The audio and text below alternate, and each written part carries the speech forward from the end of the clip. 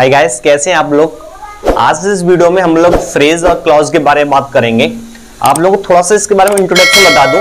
हम लोग अक्सर लिटरेचर भी पढ़ते हैं, कोई भी चैप्टर पढ़ते हैं, हम लोग ग्रामर भी हम लोग पढ़ते हैं। आप लोगों के सामने से सेंटेंस निकल जाते हैं जिसमें फ्रेज भी होता है और क्लॉज भी होता है, लेकिन आप लोगों को नॉलेज नहीं हो पाती है यार हमने जो सेंटेंस पढ़ा है उसमें फ्रेज था या क्लॉज था। मेरा एक ऐसा मानना है, भले ही आपकी क्लासेस में या बोर्ड क्लासेस में आए या नहीं आए, लेकिन अगर आप लोग ग्रामर पढ़ रहे हैं, अगर आपको ग्रामर पढ़ रहे हैं और ग्रामर में फ्रेज और क्लॉज की नॉलेज नहीं है तो ग्रामर पढ़ना आप लोगों के लिए बेकार है। इसलिए मैं आप लोगों के लिए सामने की उम्दा टॉपिक फ्रेज और क्लॉज का लेकर आया हूं। अगर आप लोग इस वीडियो को अंत तक देख लेते हैं तो आपको लाइफ में फ्रेज और क्लॉज के बारे में कोई प्रॉब्लम नहीं आएगी, और ट्रिक के साथ बताऊंगा कि फ्रेज क्या होता है, क्लॉज क्या होता है, किस तरीके से हम लोग इनको वाक्य में यूज करते हैं। ठीक है जी, देखिए आगे। फ्रेज की हिंदी होती है वाक्यांश, सही सुना आपने, वाक्यांश। और क्लॉज की हिंदी होती है उपवाक्य। पहले आप लोग हिंदी को देखना। फ्रेज की हिंदी क्या होती है, वाक्यांश, और क्लॉज की हिंदी होती है उपवाक्य। क्या होती है, उपवाक्य। क्लियर। वाक्यांश, वाक्यांश बोले तो वाक्य का अंश, वाक्य का अंश, not complete sentence, not complete sentence अर्थात वाक्य का एक अंश, उसे कहते हैं हम फ्रेज। और क्लॉज होता है उपवाक्य। आप लोग समझ सकते हैं, उप प्रधानमंत्री होता है या प्रधानमंत्री होता है तो आधा तो नहीं है, वो है तो अपने आप में क्या है, अर्थात क्लॉज भी अपने आप में एक सेंटेंस ही है, लेकिन फ्रेज अपने आप में एक सेंटेंस नहीं है। पहली बात सुनिए, अभी मैं आगे बताऊंगा, बहुत ही उम्दा ट्रिक के साथ बताऊंगा।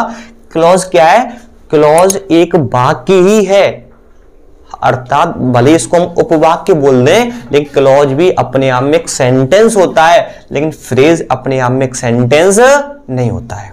अब आगे देखिए, फ्रेज में क्या होता है, फ्रेज में ना तो खुद का सब्जेक्ट होता है और ना ही खुद का प्रेडिकेट। कहने का मतलब है सब्जेक्ट और वर्ब, हम कह सकते हैं सब्जेक्ट और वर्ब फ्रेज के अंदर नहीं होते हैं, लेकिन क्लॉज के अंदर क्या होते हैं, खुद का सब्जेक्ट होता है, खुद की वर्ब होती है, खुद का प्रेडिकेट होता है, लेकिन फ्रेज के अंदर सब्जेक्ट और वर्ब नहीं होता है। पहला अंतर आप लोग देख सकते हैं, क्लॉज के अंदर सब्जेक्ट भी आएगा और वर्ब भी आएगी, लेकिन फ्रेज के अंदर ना तो सब्जेक्ट आएगा और ना ही वर्ब आएगा।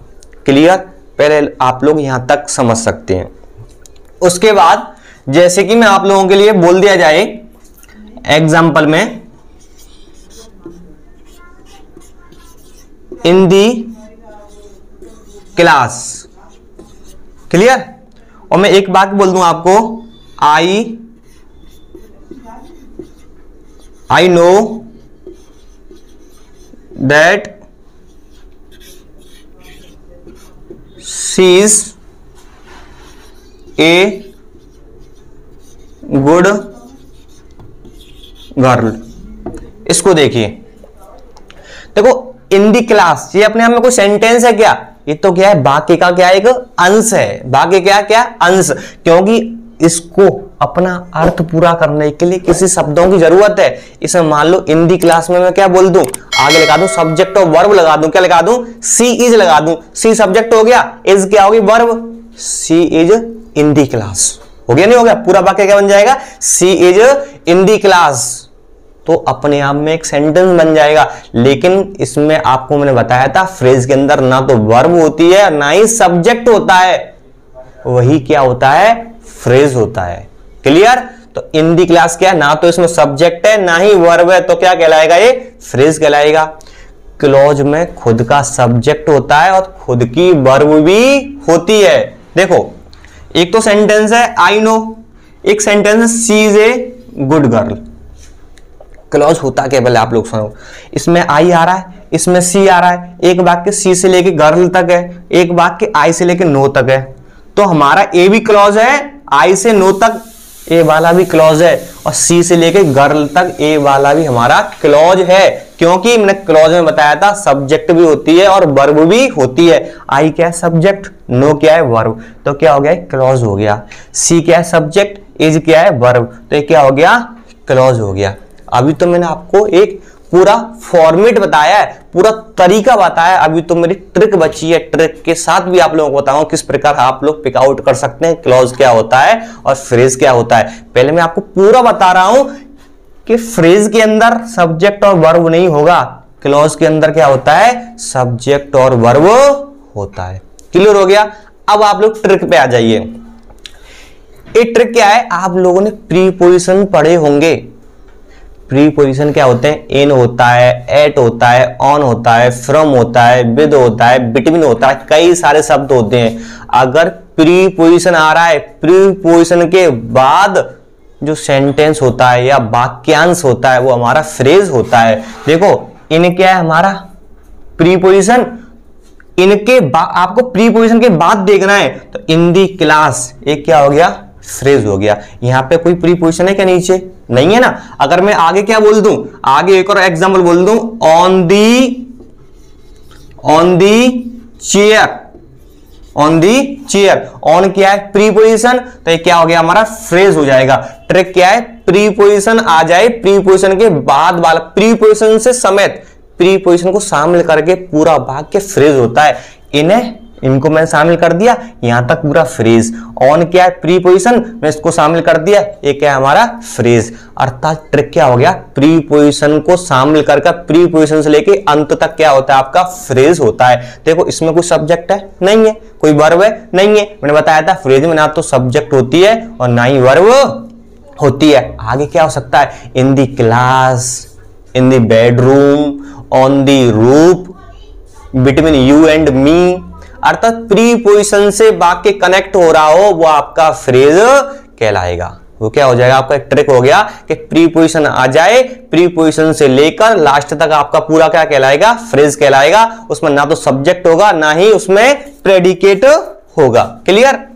इसकी ट्रिक क्या है, क्लॉज पहचानने की ट्रिक आप लोगों ने पढ़ा होगा, इनडायरेक्ट तो किए होंगे आप लोगों ने।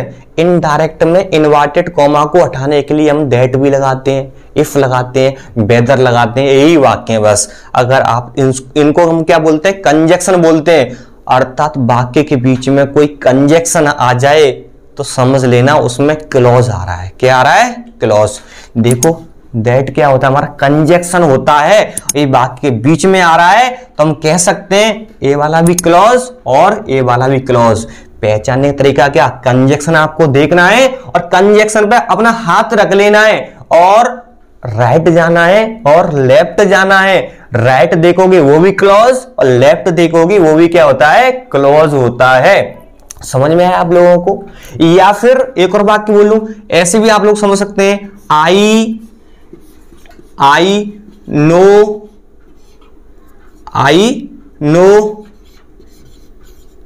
Where he was born. देखिए अब आई नो मैं जानता हूं, वेयर ही वॉज बॉर्न, यहां पर वेयर क्या हो गया, कंजक्शन। अर्थात WH वर्ड, WH वर्ड तो जानते हैं आपका, where, when, how much, how many, इस तरीके WH वर्ड होते हैं। WH वर्ड वाक्य के बीच में आ जाए, आगे नहीं आए, वाक्य के बीच में आ जाए तो वो भी कंजक्शन का कार्य करता है। देखो मैं यहां हाथ रख लिया, आई नो क्लॉज हो गया, ही वाज बॉर्न ये भी क्या हो गया, क्लॉज हो गया।